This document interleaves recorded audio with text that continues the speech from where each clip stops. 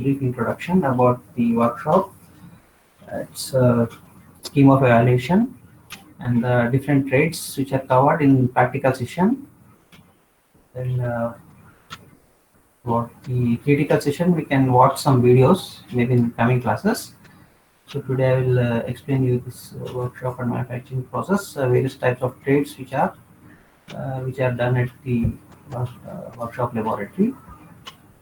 Okay, right. So this is workshop manufacturing processes. Workshop hyphen manufacturing processes. Okay. So this is a lab session and it is offered by Department of Mechanical Engineering. So in the workshop and manufacturing process laboratory, what we do is we learn certain traits which are useful in your daily life.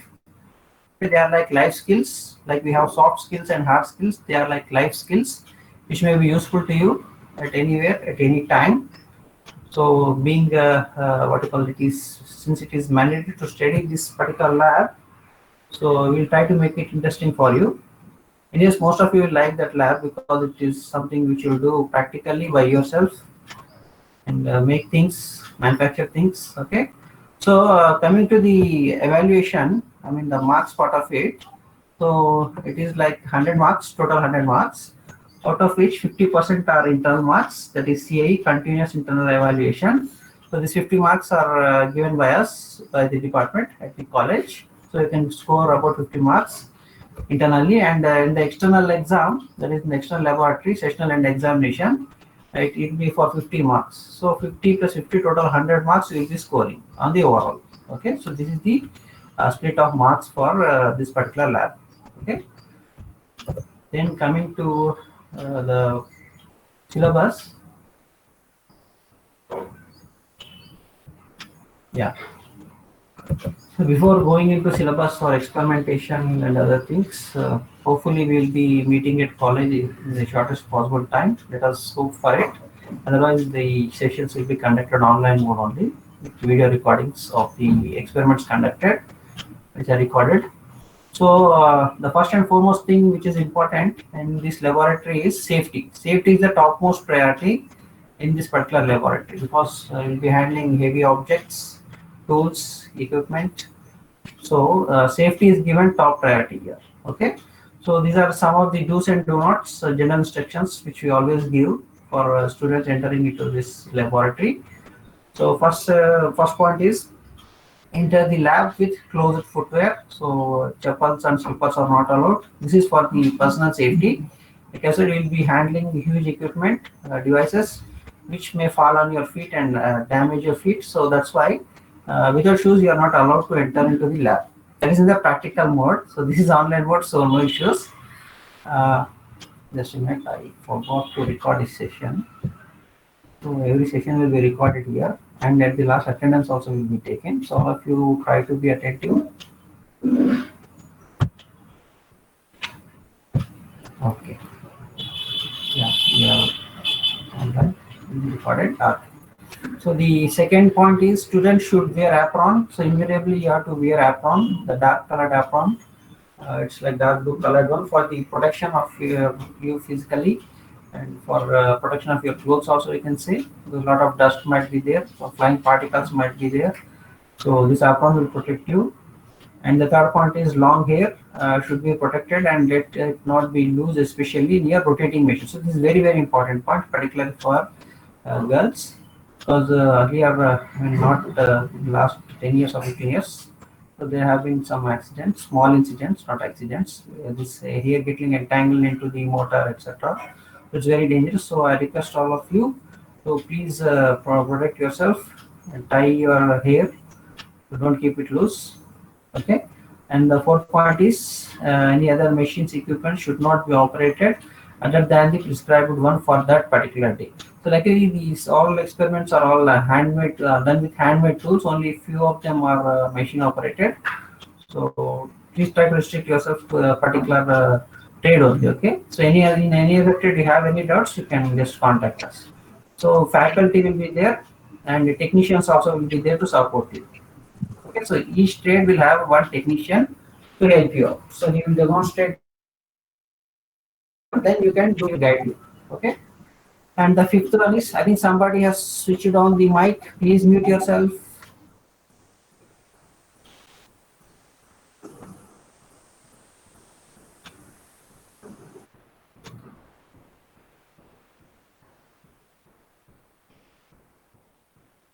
Okay, right. It happens. Okay, no problem. So power source supply to your test table should be obtained only through the lab technician. Okay, this is one particular point. So let the technician give the power supply wherever it is required. So most of them, like I've said, they are all hand operated experiments.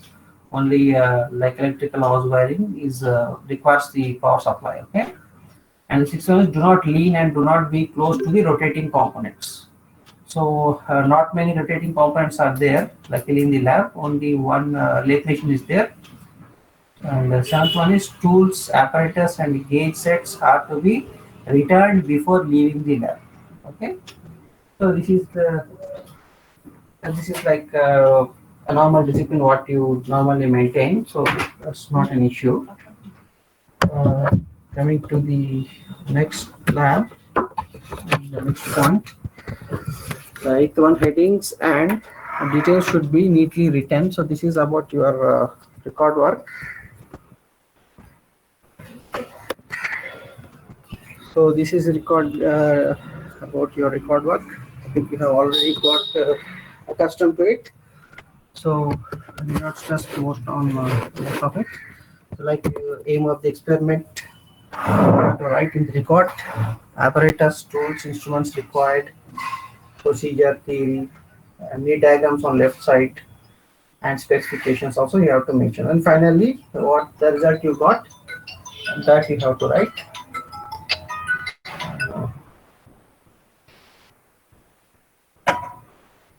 Okay, so the ninth point is, before doing the experiment, the student should get the trade experiment approval by the faculty in charge.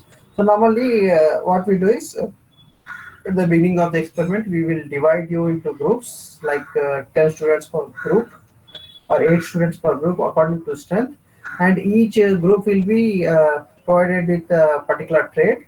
So that group will be assigned with a trade. So after the completion of the trade, you'll be sorry. So after the completion of that particular trade, there may be some Viva questions asked, small Viva questions, which will be useful for you in the coming exams. Then if time permits, you can complete the record work also in the laboratory so that you can finish up everything in the lab itself. Okay.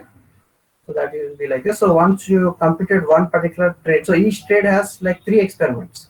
So today you are coming and doing the first experiment, means next in the next lab you will do the second experiment, and in the subsequent lab you will be doing the third experiment. Okay. So after the completion of one particular trade, so you will be rolled on to the next trade. So like that it follows, the sequence follows. Okay. The experiment date should be written in the appropriate place. So that is very important. So after writing the record, see that you have written the experiment date also in the record as well as the index also. Okay. Then coming to the 11th point, after completing the experiment, answer to the Viva OC questions should be neatly written in the workbook. So some Viva OC questions will be there in the manual. The manuals will be provided to you when you come to college. Anyhow, we'll provide you the soft copy of the manual for typing. Okay. And the 12th one is, be patient, steady, systematic, and regular. Okay. Then the trades are like this. Total we have 7 trades in the junior workshop. We call it as a junior workshop, but a particular laboratory, which is below the ECE block. So we call it as a workshop or workshop laboratory. So it consists of 7 trade centers. So first trade is about carpentry. It is on carpentry, and the second trade is on fitting. Third one is electrical house wiring. Fourth one is sheet metal works. Fifth one is smithy. Sixth one is welding, and seventh one is plumbing. So these are all 7 trades which are frequently useful to you, which you'll come across them in your daily life also. So it is very good to have some idea about each and every trade, so that it might be helpful to you. Maybe to do small repairs at your home, or maybe to negotiate with a technician who comes for some kind of plumbing work or sheet metal work or maybe carpentry work at your home, so that you can on him. And in electrical house wiring, will be very much useful to you. Small house wirings connections you can do at your home. And I mean, the basic idea for all these trades is that an engineer should know each and every trade, should have a good exposure to all these trades, so that tomorrow if you are working in the industry, it will be useful to you, it will be helpful to you. Okay. So here, luckily, you have 100 marks, which you can score very easily, like 50 marks for internals and 50 marks for externals. So out of 100 marks, easily you can score more than 90%. Okay, most of the students score 90, more than 90%. It is sheerly because of the interest they exhibit here. So it is not like your regular classroom or regular computer lab or something like that, or some electronics lab. It is purely a very good, interesting type of experimental laboratory where you will enjoy yourself. Okay, so and you can score also. Okay. So coming to the first trade, that is about carpentry. I think all of you are aware of carpentry. So it consists of woodwork. So carpentry is an art of cutting, joining of wood and finishing on this woodwork, which can be of temporary or permanent nature. Like manufacture of a table, you might have seen some carpenter working like that. Okay.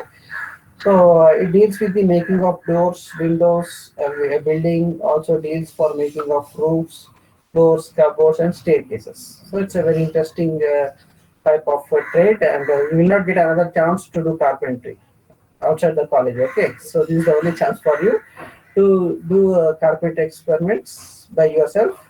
So you yourself can do the experiment. It will be guided to you. The technician will guide you, will help you. Okay. Then, like basic definition of wood. So I think all of you know what wood is. So the hard fibrous material formed from the main substance of the trunk or branches of a tree. So that is the basic. So anything can be defined. Okay, in this world anything can be defined. So everything holds a definition. So the wood definition of the wood is given like this: the hard fibrous material formed from the main substance of the trunk or branches of a tree. So it is obtained from the timber. So we get timber is cut into shape, small sizes, small bars, and small pieces like that. So timber is a name given to the wood obtained from well-grown trees. The trees are cut, sawn into various sizes to suit the building purposes. Okay, so these are all the general definitions. So the three type of experiments in carpentry include the first one is to make a cross half lap joint as per the dimensions given. So the dimensions will be provided in the manual.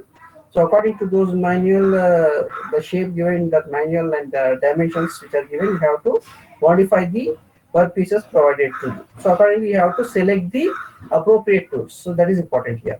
Okay, so which type of tool is to be selected for what particular operation. Okay.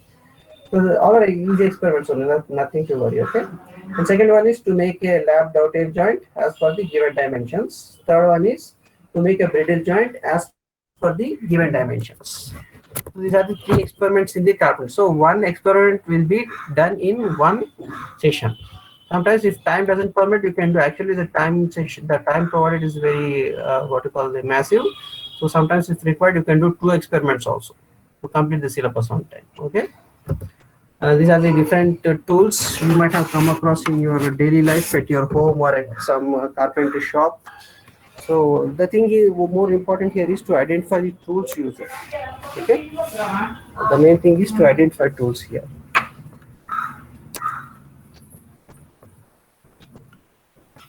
So like back saw, hand saw, metal smoothing, jack plane, rasps. So each one has its own operation. So you can perform appropriate operation like measuring, marking, leveling, chipping, cutting, smoothing, etc. So thing is in this experimentation mostly you have to identify the tools. That will be of more help. Okay. So once you know what tool is used for what type of operation, you can do any type of woodwork. Okay, like sandpaper, measuring tape, tri-square, G-clamp, hopping saw, hand saw, nails, rasps, chisels, etc. So this is a physical picture of the tools, which they appear like this. So these are the tools of the carpenter. Then coming to the cross half for the lap joint, aim is to make a cross half lap joint as per the given dimensions.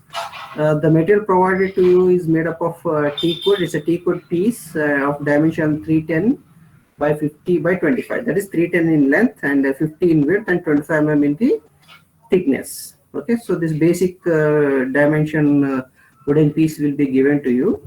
You have to work on those pieces. So when one piece is given to you, its length is like 310 mm. So here, as per the dimensions, you should make it into two parts.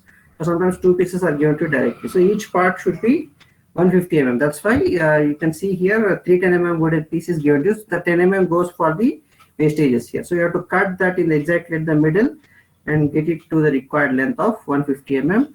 And you can modify the surfaces. You can chisel and modify the surfaces, saw the surfaces, smoothen the surfaces, and reduce the dimensions to 45 and 23.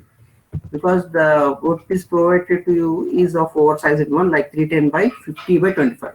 So the 50 can be modified to 45. That is, in the smoothing, you will lose some wood, superficial wood, for the purpose of flattening. So you can reduce it to 45, and the thickness also you can reduce it by 2 mm.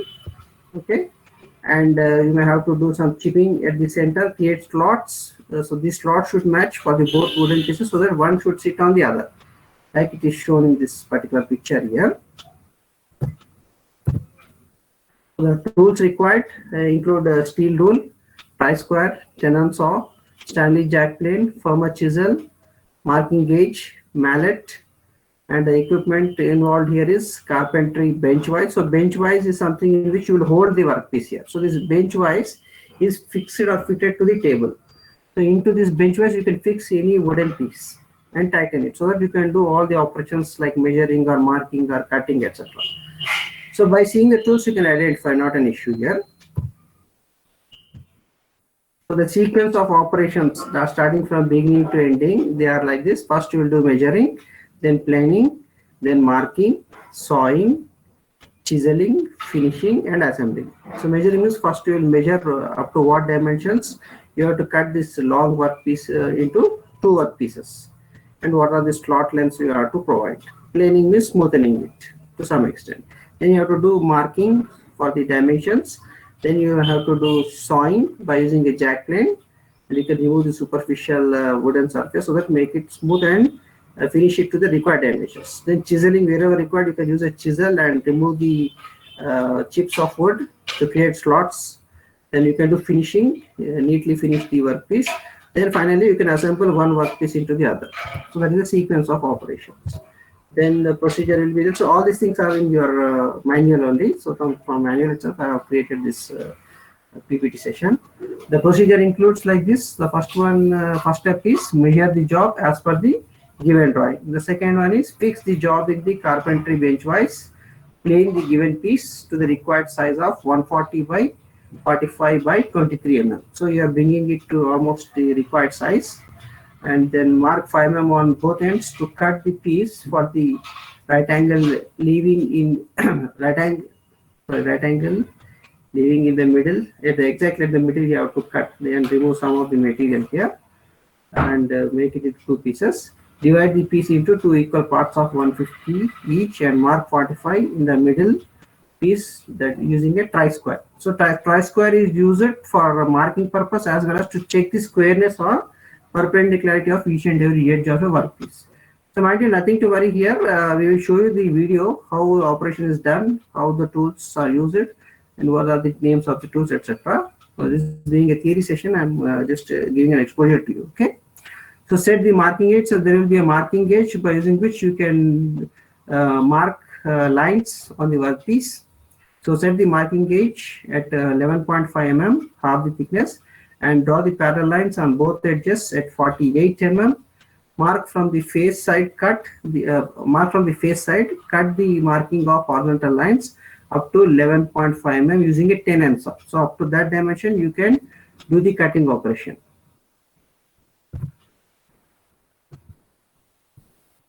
And safety precautions while cutting wood piece should not be kept in hand. Sorry. While cutting the workpiece should not be kept in hand or held in hand. Okay.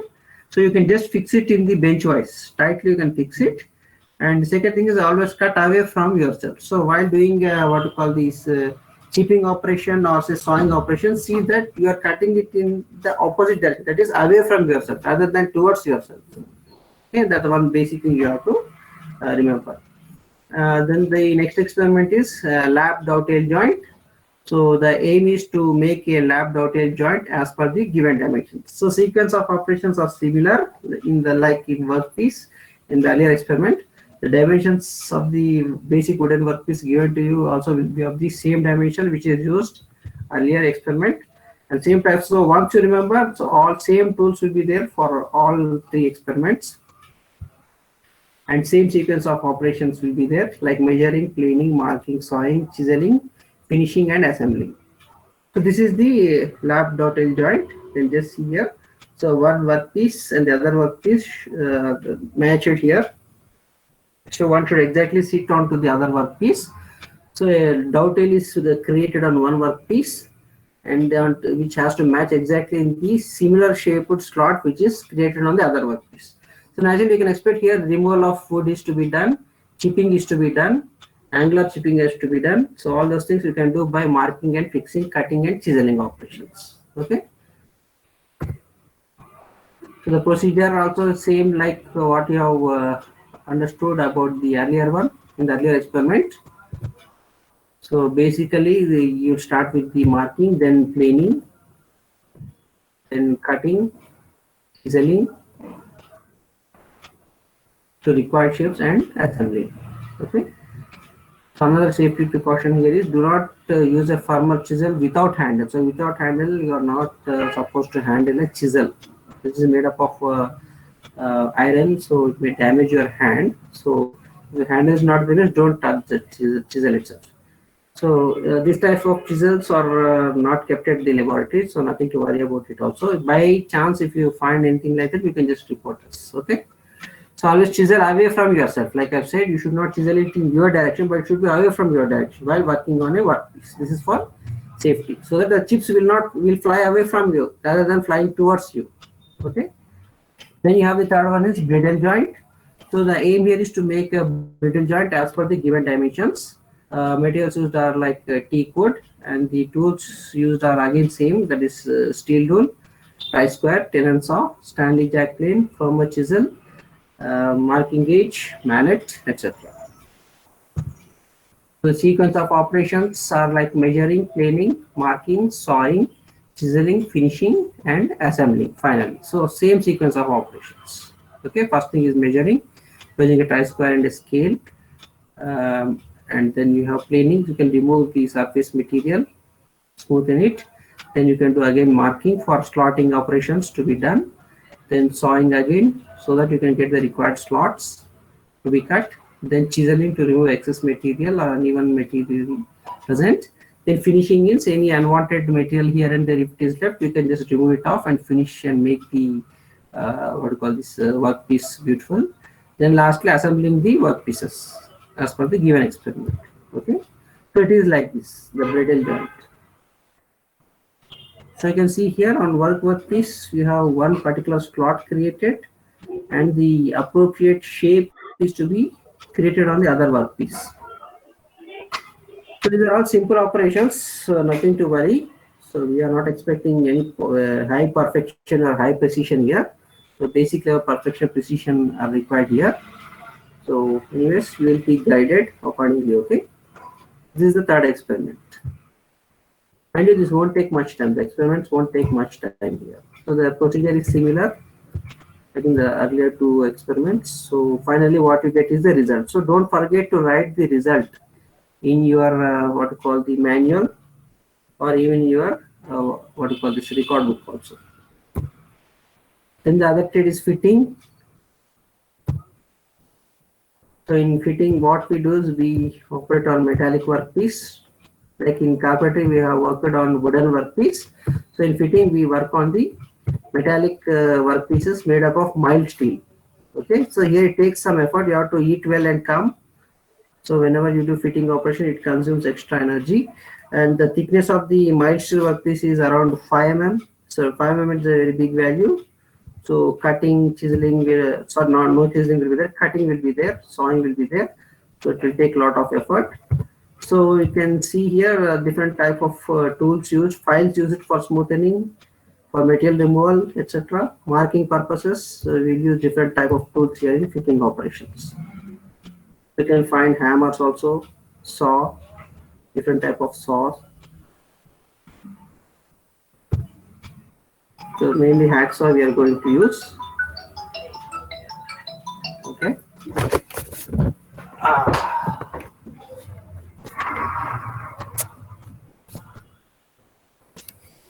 Okay. So this is fitting. So these are the different punches used for to make dents or small markings or dots. And you have different type of calipers also for marking purpose and measuring purposes also. Then in the fitting you have three type of experiments: to make a straight fitting, to make V fitting, to make a semicircular fitting also. So three type of experiments. So in straight fitting, I'll just show you the shapes here. So a single workpiece will be given. You have to cut it into two pieces like this. So you can just see a zigzag type of joint to be created. And the dimensions are like this: 20, 50 is the length, 20 is the height, and 5 mm is the thickness here. So this type of joint is to be created in the first experiment, that is straight fitting experiment. So the work MS means mild steel. The mild steel workpiece will be of dimension 50 by 45 by 6 mm. 50 by 45 by 6 mm. So two workpieces may be given to you. So you have to cut each workpiece as per the dimension shown to you and the drawing shown to you here.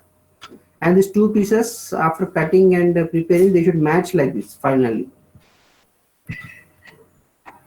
So the procedure is like this: the burrs in the pieces are and the dimensions are checked with the steel rule to the required size of 48 by 42 by 6 mm. Using a steel rule, mark the center line and use dot punch, and dots are punched along the line and cut by hacksaw and separate it into two pieces of 48 by 20 by 6 mm. So on a single workpiece, you have to convert it into two pieces here.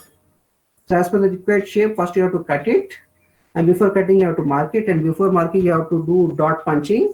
So along the dot punch line, you can make a straight line marking, and once chalk is applied. So after marking is done, you can start cutting it and convert it into required sizes. Okay.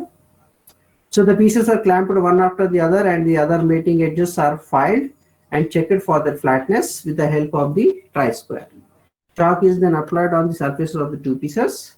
Now everything appears like blue and black to you. So while seeing the recording, you will understand how it is done. Okay. So the given dimensions of the straight fitting is marked by using steel rule and surface plate. So a lot of videos are also available. Mind you, all of you, a lot of workshop videos are available in the YouTube also. So you can watch some of the trades in the YouTube also straight away. So sixth point is using the dot punch. Dots are punched along the above scribed lines. So scribed lines first marked, then dot punches are done on that particular scribed line. So using a hacksaw, the unwanted portions are removed. So wherever unwanted edges cut piece is there, you can just remove it. The cut edges are filed by using flat file. So filing is done for smoothing this. So after cutting or sawing, what happens is the roughness will be there. So that will be removed by smoothing process, which can be done by using a flat file. So as per the shape, you can use the appropriate file here. Different types of files are used. The corners of the stepped surfaces are filed by using a square or triangular file to get the sharp corners. And the 10th one is the pieces are called as X and Y are fitted together, and then fitting is checked for the correctness of the fit. So any defect noticed are rectified by filing with a smooth file. So ultimately the conclusion is precautions. First thing is care is taken to see that the marking dots are not crossed, which is indicated by the half of the punch dots left on the pieces. And the final result what you get here is a straight fitting is prepared with the given material and the tools. Okay, so that is straight fitting experiment. So I'll just quickly run through the remaining two. So second one is V fitting. So V fitting, you can just see you have to create a V on one particular piece, and the similar shape has to be created on the other piece so that this will sit onto the other work piece.